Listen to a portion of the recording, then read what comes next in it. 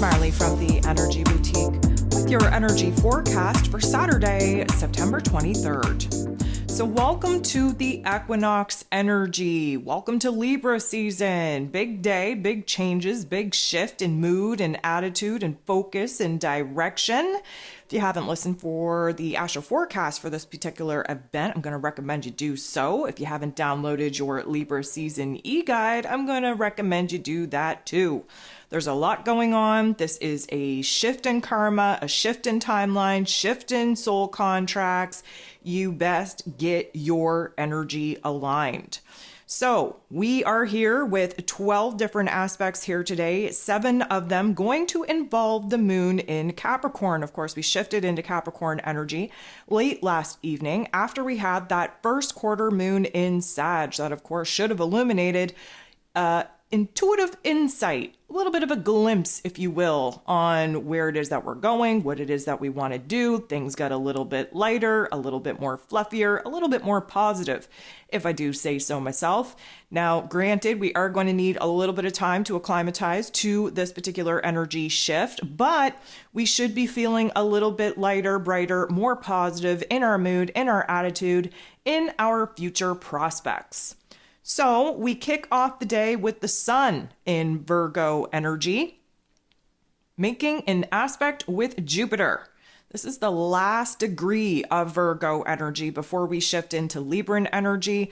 And so this is going to bring a little bit of intensity. And of course, it's not the greatest aspect, which is highlighting for us where it is that we have a choice point, a decision to make, a path, a direction to take that will, of course, lead us into a new chapter of growth, of improvement, of healing. Now, Jupiter, that's what he's all about. He's retrograde in this Taurus energy, giving us a little bit of a shake up, a little bit of a wake up to be grounded, stuck in the present moment, taking a good look at our physical realms, at our physical lives. Now, of course, that last degree of Virgo energy is going to bring on the intensity, making us look back over Virgo season, whether or not we learn the lessons or not. If you need to go back, take a listen to that astro forecast. I'm going to recommend you do that just to see how Virgo season actually chalked up for you. So this particular energy is definitely going to bring on a lot of feels because Jupiter's involved. He magnifies, turns the volume all the way up on whatever it is that we're thinking and feeling. And right now we're kind of at a standstill as we kind of close out this very down-to-earth season that Virgo season was all about. And we lift our spirits into an air energy that, of course, Libra season will bring. 2:50 a.m. Eastern Standard Time, we do have the sun shifting into Libran energy. This is at the peak equinox point. And of course, Northern Hemisphere, Southern Hemisphere going through a different shift, but a shift nonetheless. Different timelines, different tough love life lessons, different soul contracts now being initiated as we essentially are being kind of judged. Libra season is Judgment Day. Why is that? Well, because Libra season represents the scales. It's the gateway between the physical realm and the spiritual realm. And we essentially get our energy weighed, so to speak, to see whether or not we're going to evolve or whether or not we are going to revolve. We kick off this Libran energy with Venus, who rules over this Libra season, making a trine, beautiful interaction with Chiron. Now we have to remember that Venus is in her post-retrograde shadow period until October 8th. So she's still kind of building in emotional tensity, building in new values, new priorities, new realization on who and what needs to stay, needs to go. In this Leo energy, it's definitely getting us real and raw and vulnerable in alignment with our heart space. Chiron, of course, the wounded healer, is retrograde in this Aries energy. We get fire on fire action, and a trine, of course, is a gentle nudge in the right direction, where growth, where improvement is actually taking place. This is going to show us where it is, especially on the topics and themes of like relationships and intimacy and our commitment to other people, where it is that maybe we're opening up just a tad and we are going to be opening up to learn a little bit of a new perspective, of an understanding coming from the other individuals that, technically speaking, we've been kind of keeping at an arm's distance. We're learning to build trust again, trust in ourselves, trust in the process, and of course, trust in the people that we're deeming to be of worth and value in order to keep them around and really contribute to our overall happiness and safety, security, and stability. And through this, we're getting a little bit clearer, if you will, as we kind of move away from this post-retrograde shadow period on what it is that our heart wants us to pursue. It's almost like we're getting a vision, a true intuitive insight on who and what will continue to make us happy for the long term. The moon in Capricorn going to interact with Uranus, the great awakener, who is retrograde in Taurus energy. Now, this isn't the great interaction that we kind of are hoping for. It's not going to be too bad, but it does kind of bring us down a couple of pegs. Of course, the moon in Capricorn trying to keep us in this present moment, trying to keep us busy so that we don't fall victim to this very, very deep and complex pool of emotion that we've been sitting in. Uranus is trying to bring us a lot of clarity, but in this moment, we're kind of feeling a little bit more confused than receiving that kind of clarity. And only because we have this moon in Capricorn trying to think about the long-term plans, and we just shifted into a new karmic timeline. So it's kind of hard for us to piece together what we actually have to do to move forward. And therefore, we're kind of not as, I'm going to say, optimistic as we would like to be for this new season, for this new energy. Of course, the moon in Capricorn brings on the negative Nancy narrative anyways, but interacting with Uranus in such a way where Uranus usually brings us a jolt of lightning, where a new epiphany and aha moment is concerned on what needs to change, what we have to kind of deviate from. This is showing us where it is that we haven't put those pieces together quite as of yet. It's bringing on a little bit of anxiety where the pessimistic negative Nancy narrative is going to kind of continue. It's not going to continue for too long, though, maybe just a couple of hours. We do have Mercury, ruler of the mental plane, ruler of information, communication, how it is that we express ourselves, now direct in his place of power in this Virgo energy, still trying to put the pieces together from his retrograde. He will not be clear of his post-retrograde shadow period until October. So we have Mercury interacting with Chiron, the wounded healer, who is retrograde in this Aries energy, helping us to really figure out, really identify what it is that we need to do to kind of close the door on the old self, on the old, I'm going to say, elements, aspects that the old self had built.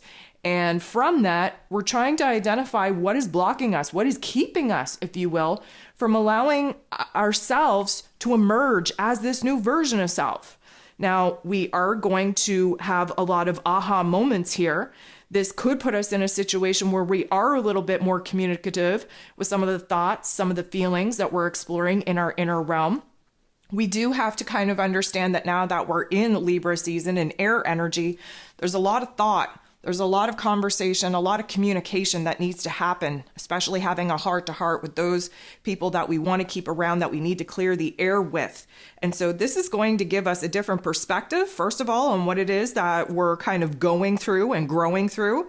Secondly, gives us an opportunity to talk about it, to communicate, to actually, share our inner realm with the outside world. And we do have the opportunity to make some progress in our mental plane with planning and strategizing on how it is that we are going to make some of the changes that we've been debating upon. The moon in Capricorn energy going to make a positive interaction with Venus. Venus, the goddess of love, beauty, worth, pleasure, and money, still in the heart and soul of the zodiac in this Leo energy. This is a positive interaction, which means that we are able to think long term, and we are thinking long term about what is going to make us happy, or who is going to make us happy, what is going to contribute to the overall pleasure and joy that we are currently seeking in our physical realms, and who and what is going to kind of support us in the changes that we want to make, in our growth, in our healing.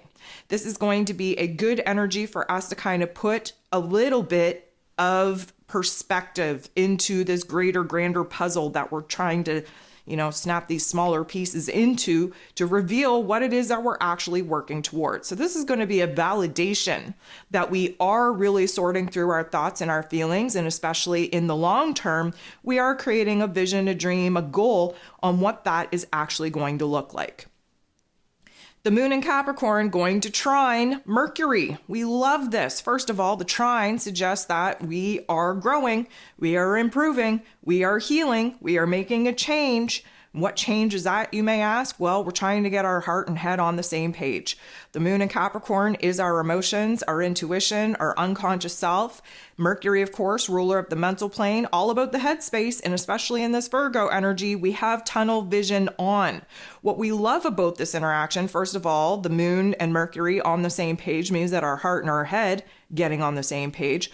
But even more than that, the moon in Capricorn has us thinking long term, feeling what it feels like to kind of conjure up a vision and a dream, some alternatives, if you will, for our long-term goals and visions, while Mercury is able to focus in on the smaller details that may or may not actually help us build towards the greater, grander whole. So I actually like this vibe because it means that we have the ability to project ourselves into the future, feel how we're feeling about some of the thoughts, some of the ideas that we're trying to kind of conjure up for a vision, for a goal. And yet we can shift our mental plane on what needs to happen in the here and now in order to actually build to bringing that dream, that goal, that vision to life. The moon is then going to interact with Neptune in a positive way. Neptune is retrograde in its place of power in this Pisces energy. He represents our dreams, our creativity, our spirituality, also our unconscious selves, our fears, our doubts, our insecurities, and the conditioning and programming that has built up that negative narrative. This is a positive interaction, and I love this because it means that we're able to kind of dabble in the creative landscape of creator energy. We're able to grasp a little bit of a vision, of a dream, and the moon in Capricorn is able to ground it out, apply logic and practicality to it, and actually see where we can plan and strategize on how we can align with this vision, how we can actually start building towards it. The moon is then going to trine Jupiter. We love this energy. It means that there's a major change, a major transformation taking place in our emotional realm where there's a major amount of growth and healing and improvement being made by recognizing where in our physical realm things need to change, where they're not safe, secure, where they're not contributing to happiness, joy, and pleasure, and in turn, what it is that we would like to do to fill the void of the things that we know that we now have to remove.